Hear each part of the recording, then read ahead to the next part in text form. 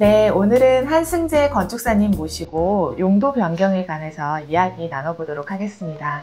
안녕하세요, 안녕하세요. 건축사님. 네. 네, 원장님들이 개원하실 때 그 건물의 용도가 변경을 해야 되는 경우가 많이 있는데 제1종 근생 의원으로 나와 있어야 되잖아요. 네. 그 용도 변경에 문제가 되거나 혹시 변경이 불가능한 경우, 이런 경우들이 많이 있을까요? 요즘 이제 법이 많이 강화되고 있다 보니까 예전에 있던 용도에서 지금 용도로 이제 변경을 할 때 좀 많은 이슈들이 발생을 하고 있죠.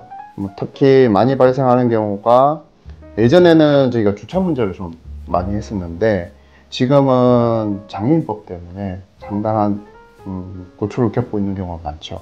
특히나 뭐 접근로라든지 장애인 화장실들 때문에 의원으로 개설하는데 많은 어려움들을 겪고 있습니다. 하지만 뭐 웬만한 건물은 대부분 용도 변경을 통해서 의원으로 개설이 가능합니다. 건축물 대장에 예전에 의원으로 운영하던 곳에 지금 의원으로 표시가 되어 있는데 그걸 제1종 근생 의원으로 변경을 해야 되는 경우가 있나요?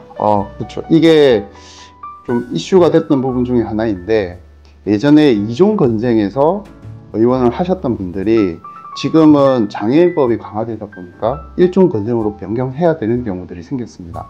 그래서 보건소에서 1종 근생을 요구하는 경우가 있고, 이런 경우에는 생각지도 않았던 장애인 시설을 추가해야 되다 보니까 좀 큰 금액을 투자를 하실 수밖에 없는 경우가 많이 생기고 있는 게 현실입니다. 용도 변경 시에 면적이 500제곱미터를 초과하는 경우와 이하인 경우 그 절차상에 혹시 다른 점이 있나요? 있습니다.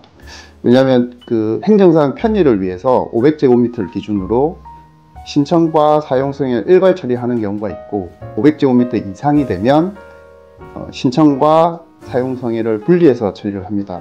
이제 이 경우에 이제 제일 크게 이제 차이가 나는 부분이 처리 기간에 대한 문제가 생긴다고 보시면 될 것 같습니다. 어쩔 수 없이 이제 두 단계로 나누다 보니까 최소 공사 기간이라든지 이런 거에 따라서 최대 한 달에서 두 달까지도 차이가 날 수 있는 부분이라서 면적에 대한 거는 꼭 필히 확인을 하셔야 되는 부분이 있습니다. 저희가 보통 그냥 작은 병원, 의원도 병원이라고 보통 부르잖아요. 근데 원래는 건축법상 의원과 병원은 차이가 있는 거잖아요. 그렇죠. 어떤 차이가 있는 거죠? 우선은 그 용도에 따라서 좀 차이가 날 걸로 보이고요. 대부분 의원은 단과, 그러니까 뭐 하나의 과를 가지고 운영하는 게 대부분으로 보시면 될 것 같고, 병원이라고 하면은 기타 시설들이 추가돼 가지고 대형 규모로 보시면 될 것 같습니다. 법규상으로는 1000제곱미터라고 해서 좀 나눠진 경우도 있었는데 지금은 의원하고 병원에 대한 면적으로 나눠지지는 않고 시설에 따라서 나누는 걸로 지금 정리가 되어 있는 상황입니다. 네, 그렇군요. 감사합니다. 네.